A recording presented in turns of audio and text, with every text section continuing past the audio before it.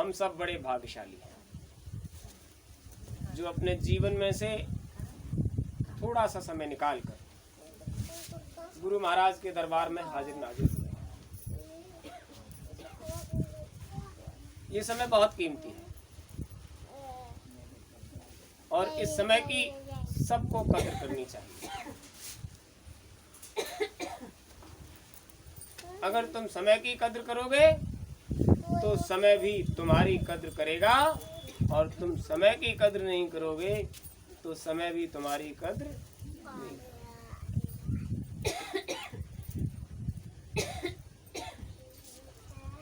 परख पहचान करो, समय की परख पहचान करो। ऐसा कोई मन मस्तिष्क नहीं जिसमें समय की पहचान नहीं। किसी से भी चर्चा करो, उसके मुंह से यही निकलेगा, समय बहुत खराब है, बहुत खराब समय है। और यहाँ तक कहेगा कि बस आने वाला समय तो बहुत ही खराब है। समय कभी खराब नहीं होता। खराब होता है उस समय में जीवन जीने वाले शरीरधारियों का आचरण। समय तो समय है, वो हमेशा से रहा है और हमेशा रहेगा। जब आपके कार्य व्यवहार और आचरण में परिवर्तन हो जाता है तो उस परिवर्तन के प्रतिफल में जो तुम्हें मिलता है वो अच्छे और बुरे का भान कराता है। उसी परिणाम स्वरूप होने वाले उस काम के अर्थ को, उसके लाभ को आप अच्छा और बुरा कहकर पुकारने लग जाते हैं। महात्माओं की बात पत्थर की लकीर होती है। उन्होंने कहा, बच्चा, अच्छों के लिए अच्छा समय और खराब के लिए खराब समय। तो तुम अगर किसी भी समय को अच्छा करना चाहते हो तो अपने आचरण व्यवहार में परिवर्तन कर लो, अच्छे हो जाओ। समय तुम्हारा कुछ भी नहीं बिगाड़ेगा, और जो नियति का खेल है उसमें आपको दखल नहीं देना है। और जो खेल नियति का है वो तो नियति का है, और नियति का खेल उसके पास नहीं है। नियति को आपने बनाया है, और आपके बनाए हुए खेल को वो जब तुम चाहते हो तब वो खिलाने के लिए मजबूर होती है। नियति खेल तो तुमने बनाया है, और तुम्हारे बनाए हुए खेल को जब तुम चाहोगे तो नियति तुम्हारे हिसाब से उसको लाकर सामने खड़ा कर देगी, और जब वो अपना खेल खेलेगी तो आपको पसंद नहीं आएगा, क्योंकि फिर समय अपने हिसाब से खिलाएगा, वो तुम्हें तुम्हारे हिसाब से खिलाने वाला, क्योंकि तुमने उसकी कद्र नहीं की तो अब वो तुम्हारी कद्र नहीं। खराब से खराब समय अच्छा कैसे हो सकता है, तो खूब समझ लीजिए। जब तेज आंधी चलती है तो आप किसी न किसी को की ओट लेकर बैठते हो ताकि उसका प्रभाव आप पर न पड़े। तो जब खराब समय हो तो उस खराब समय से बचने के लिए भी तुम्हें किसी न किसी की ओट लेनी पड़ जाए। और जब गुरु महाराज ने कह दिया, जब तुमने हमें अपनाया तो एक हाथ तलवे के नीचे, एक हाथ सर के ऊपर, हम अपने बच्चों की ऐसे रक्षा सुरक्षा करते हैं। तो अगर तुम्हारे अंदर श्रद्धा है, विश्वास है, प्रेम है, तो गुरु महाराज एक पल के लिए भी तुमसे दूर नहीं है, और तुम्हारी रक्षा सुरक्षा में जो लगे हुए हैं तो समय तुम्हारा कुछ भी बाल भी बांका नहीं कर सकते। लेकिन तब जब आप एक रस हो जाओगे, ऐसे थोड़ा ही मतलब और होशियारी वाला व्यवहार अगर करोगे तो एक रस कैसे हो पाओगे। गीत गाने, कीर्तन, कहानियां खूब सुने, इतिहास बहुत बड़ा है, कहां तक सुनोगे। लेकिन उसकी एक मूल बात, सतगुरु एक रस आनंद राशि। आनंद चाहते हो, आनंद का भंडार चाहते हो, सतगुरु से मेल नहीं चाहते, और मेल हो भी जाए तो एक रस होना नहीं चाहते, तो आनंद मिल जाएगा। सीधी सी बात है। सतगुरु एक रस, जब आप सतगुरु से एक रस हो जाओगे तो आनंद राशि, तो असली आनंद तुमको मिलेगा, कोई रोकने वाला नहीं। लेकिन क्या करें, हमने इतना मेहनत करके, इतना परिश्रम करके संसार को बनाया, अब हम सदगुरु से एक रस हो जाएं तो फिर ये जो कुछ किया है उसको भोग कैसे पाएंगे। और उनका तो कहना यह है कि ये काल माया का देश है, इसमें रहते हुए भी इसको अपनाइए मत। बड़ी मेहनत करके ये सब बनाया है, इसे कैसे मन से छुड़ा दिया जाए। गुरु महाराज ने कभी नहीं कहा तुम इसको भुला दो, इसको छुड़ा दो, लेकिन जितना समय हमको दिया है उतने समय में संसार में रहते हुए आप एक रस होकर हमसे मिलिए। जब तुम एक रस होकर हमसे मिलोगे तो उसी समय में जितना कम से कम ज्यादा से ज्यादा समय तुम हमको दोगे, उतने ही समय में हमारा वादा है, उतने ही एक रस वाले समय को हम दिन का दिन में, रात का रात में जोड़कर, जो तुम्हारा वादा वचन है 24 घंटे का, हम 1 घंटा सुबह 1 घंटा शाम में ही तुम्हारा 24 घंटा स्वीकार कर लेंगे। बोलो इतनी बड़ी छूट, इतना बड़ा छूट संसार में कोई देने वाला नहीं है। और सतगुरु ने क्यों दे दिया? क्योंकि वो तो आपसे एक रस हो गए और आप उनसे एक रस होने को आज भी राजी, बिल्कुल तैयार हैं, बांस कटे हुए। लेकिन तुम्हारी इच्छाएं आज भी मरने को तैयार। अभी चर्चा हुआ था तो कहा गया था पितामह भीष्म को इच्छा मृत्यु का वरदान था। पितामह भीष्म को इच्छा मृत्यु का वरदान था और 6 महीने तक वर्णों की शैया पर पड़े रहे। इतने कष्ट क्यों सहे? वो तो मर जाते। जब माधव ने उनके सामने बात रखी तब उनकी समझ में आई। भगवान श्री कृष्ण ने उनसे कहा 5 महीने 27 दिन हो गए, आज हम तुमसे मिलने आए, क्यों भुगत रहे हो ये परेशानी? इतना कष्ट, इतनी तकलीफ, इतनी परेशानी को क्यों उठा रहे हो? अरे तुमको इच्छा मृत्यु का वरदान है, मर क्यों नहीं जाते?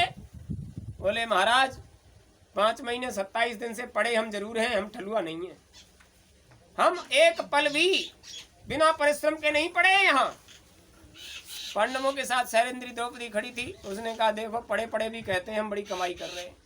बस बड़े बुजुर्गों में यही तो कमी है, तुम पड़े पड़े कर रहे हो, हम रात दिन हाथ पांव धुन रहे हैं, हमारे काम को तुम्हें काम नहीं लगता और तुम कहते हो हम कमाई कर रहे हैं। क्या कह रहे हैं? हम पड़े पड़े ठलुआ नहीं है। भगवान श्री कृष्ण ने कहा पढ़कर भी तुम काम कर सकते हो। बोले हाँ, तो फिर तुम्हें इच्छा मृत्यु का वरदान है, तुमने अपना शरीर छोड़ क्यों नहीं दिया? ये काम तो कर सकते थे, ये तो तुम्हारे करने का था। बोले माधव बस यही काम तो हमसे नहीं हुआ, ये काम किसी दूसरे के हाथ में, हमारे हाथ में नहीं है। हमें वरदान है इच्छा मृत्यु का, किंतु हम इच्छा बहुत करते हैं लेकिन मृत्यु नहीं आती। फिर वरदान का क्या मतलब है? क्या मतलब है ऐसे वरदान का कि वरदान हमारी आवश्यकता है कि हमें मृत्यु आ जाए, वो आती नहीं। उन्होंने कहा क्या वरदान है? बोले इच्छा मृत्यु का वरदान है। अरे इच्छा मृत्यु का वरदान है, इच्छा करो और मर जाओ, छोड़ दो शरीर, क्यों भुगत रहे हो? बोले हम कैसे मर जाएं, बहुत प्रयास किए लेकिन इस शरीर को प्राण छोड़ते ही नहीं और निकलते ही नहीं। बोले महाराज इस संसार का नियम कायदा रहा है, उसके मन में जो बात आ गई उसी को समझता है, दूसरा समझाने वाला समझाए तो उसे समझने को राजी। जो वास्तव में जानकार है वो समझाना चाहता है, और जब वो कहे कि हम जो बात बता रहे हैं उसको समझ लीजिए, तो उसकी बात को तुरंत काट कर कहोगे तुम क्या समझाओगे, हम क्या तुमसे कम समझदार हैं, हम तुमसे कम जानकार हैं? वो चुप हो जाएगा, जानता भी है नहीं और सुनने को भी राजी नहीं, और सुन भी लेगा तो मानने को राजी नहीं। तो ऐसे के आगे तो बिल्कुल बात रखना ही बिल्कुल बेकार है। लेकिन माधव ने कहा अगर तुम्हें इच्छा मृत्यु का वरदान है तो तुम मर क्यों नहीं जाते? बोले महाराज कुछ समझ में नहीं आता। उन्होंने कहा समझ में आ जाएगा, पड़े पड़े क्या करते रहे? बोले 5 महीने 27 दिन हो गए, हम 100 जन्मों तक अपने विगत में घूम कर आए हैं, हमने कोई ऐसा काम नहीं किया, फिर भी हमको ये सजा मिल रही और प्राण नहीं निकल रहे। उन्होंने कहा महाराज क्या 100 जन्मों से पहले कोई और जन्म नहीं लिया होगा? जीवात्मा आजकल से नहीं आई है, इस बात का प्रमाण है कि आप आजकल के आए हुए नहीं हो। जब वो अपने विगत 100 जन्मों तक देख कर आए कि हमने ऐसा कोई काम नहीं किया है जो इतनी बड़ी सजा मिले, तो बोले उससे और आगे बढ़ो तब मिलेगा। तो उनको वो दृश्य मिला। उन्होंने कहा महाराज भविष्य में जाकर, इतिहास में जाकर देखो, देखा तो रथ पर सवार जा रहे थे, तो आपको कई बार बताया है, वो सर्पिणी जो जा रही थी निकलकर 2 मुही, उसको बचाने के चक्कर में घोड़ों की टाप से, रथ के पहियों से वो मर जाएगी। तो बल्ली पर दौड़ कर गए और धनुष की नोक से उन्होंने उठाकर उसको ऐसे उलझार दिया और देख रहे हैं कि हम उलझाड़ रहे हैं, और वो हवा में चली गई, रथ निकल गया। भगवान श्री कृष्ण ने कहा, अरे लौटा के लाओ रथ, सारा वाकया तो तुमने देखा ही नहीं, तुमने उसे बचाने के लिए हटा तो दिया रास्ते से, लेकिन वो गई कहाँ? तो अंतर में ही रथ को वापस कर रहे हैं महाराज देवव्रत। रथ को वापस किया और कहा, पता करो कि वो तुमने उसको बचा तो दिया, वो गई कहाँ? जब लौट कर देखा तो गुर्ज के कांटों में गिर गई। और ये देखो कब तक पड़ी रही, तो देखा 6 महीने तक उसके शरीर का एक एक कतरा रक्त का टपक कर सूख कर उसके प्राण निकले। तो महाराज जाने में किया चाहे अनजाने में, जो पातक काया से होई, बिन भोगे छूटे न कोई। अगर तुमसे पातक बन गया है तो तुमको भोगना ही पड़ेगा। तुम भले ही 8वें वसु के अवतारी भगवान श्री हरि के सामने 8 पैर खड़े रहने वाले पार्षद, और तुमसे उस समय शरीरधारी होने पर यह पातक बन गया था, तो तुम्हें 101 जन्म पहले का हुआ पातक आज भुगतना पड़ रहा है। तो आपसे जो बन गया है, कहीं भी चले जाइए, आपको उसका भुगतान करना पड़ेगा। उन्होंने पूछा, माधव इसका कोई उपचार है? बोले उपचार तो बहुत है, बहुत उपचार, लेकिन किसी को बताओ तो करने को राजी नहीं। क्या उपचार है? तो उन्होंने कहा, देखो सदगुरु वैद्य वचन विश्वासा, संयम है न विषय की आशा। आप इनको समझ लीजिए, सदगुरु ऐसा वैद्य है कि उसकी वाणी पर विश्वास कर जाओ। वो बताते हैं संयम से जीवन जी जाओ, विषयों की आशा त्याग कर जीवन जी जाओ, जो वो बताएं उस पर विश्वास करो। सदगुरु वैद्य ऐसा वैद्य है कि भवरोग दूर करने में वो सक्षम है। सदगुरु भवरोग को दूर करने में, संसार के रोगों को दूर करने में संसार का वैद्य काम करता है, लेकिन भवरोग को दूर करने में सदगुरु काम करता है। देखो कितनी बढ़िया, ये भवरोग है जो हमारे कर्मों का जखीरा हम पर लद गया है, ये भव रोग है। जब तक इस रोग से निजात नहीं मिलेगी, आपको इन बीमारियों से, संसारी समस्याओं से छुटकारा मिलने वाला तो सदगुरु वैद्य है। वचन विश्वासा, उनके वचनों को, वाणी को सुनो और उस पर विश्वास करो। संयम, संयमित रहे। जरा सा कोई कुछ कह दे, गुस्सा आ जाता है। संयम बरतना होगा संसार में, मन से, वाणी से और कर्म से, तीनों का संयम बरतना पड़ेगा। मन से भी संयम करना पड़ेगा, वाणी से भी संयम करना पड़ेगा, और कर्म से भी संयम बरतना पड़ेगा। मन, वाणी और कर्म का संयम जब आप अपने जीवन में धारण कर लोगे, तो समझ लेना, गुरु के वचनों पर विश्वास करके संसार में कहीं भी विचरण करो, तुम्हें कोई भी भय नहीं हो। कितनी बड़ी बात। सदगुरु वैद्य है, उनके वचनों पर विश्वास करके संयमित जीवन जीकर, विषयों की आशा त्याग कर, सब कुछ हो सकता है, लेकिन विषयों की आशा कैसे त्याग दें? बहुत मेहनत किया है इस संसार को सजाने संवारने में, जुटाने में, रात दिन हाथ तोड़ मेहनत किया, ऐसे नहीं छोड़ सकते भाई। ये हमारा घर, ये परिवार, ये पूर्वजों की दी हुई संपदा, ये हमारी जुटाई हुई संपदा, हमारा इस पर हक अधिकार,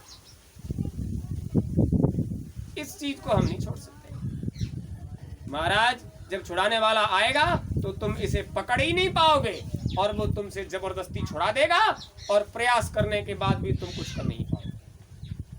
तो विषयों की आशा को कितने समय के लिए गुरु महाराज कहते हैं? देखो वो जान रहे हैं कि हमेशा के लिए नहीं छोड़ सकते। इतनी बड़ी राहत दे दी आपको, बच्चा जब हमारे लिए समय निकालो तो तुम इतनी बात को अमल कर जाइए। 24 घंटे नहीं, जब हमारे लिए समय निकालो, साधन भजन के लिए, सत्संग के लिए, सेवा के लिए, जब हमारे लिए समय निकालो तो आप इससे लगाव को खत्म कर दीजिए। उस वक्त संसार से, मन से, वाणी से, कर्म से, जो संसार में इन तीनों चीजों से आप लिपटे पड़े हो, उतनी देर के लिए इस सब चीज को अंतर से भुला दीजिए।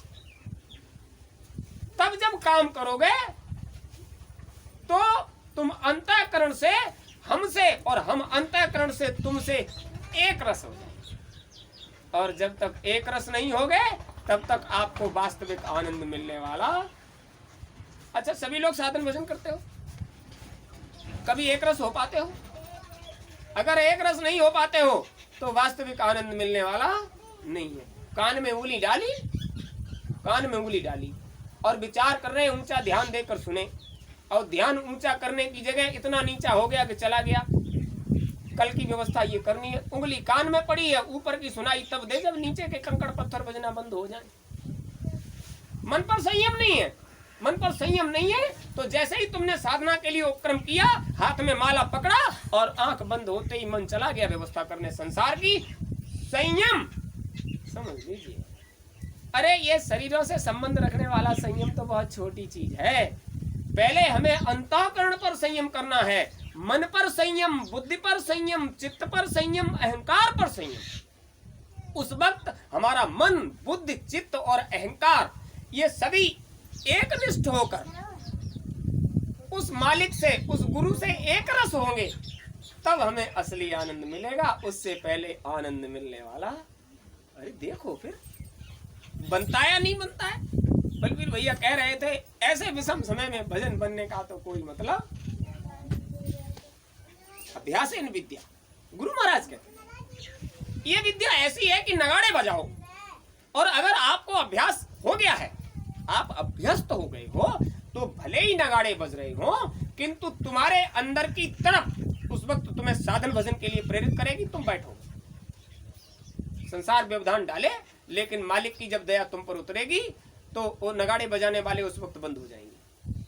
अरे वो तो बजने वाले हैं, लेकिन मालिक की जब दया उतरेगी तो अपने आप ही उनके हाथ बंद हो जाएंगे।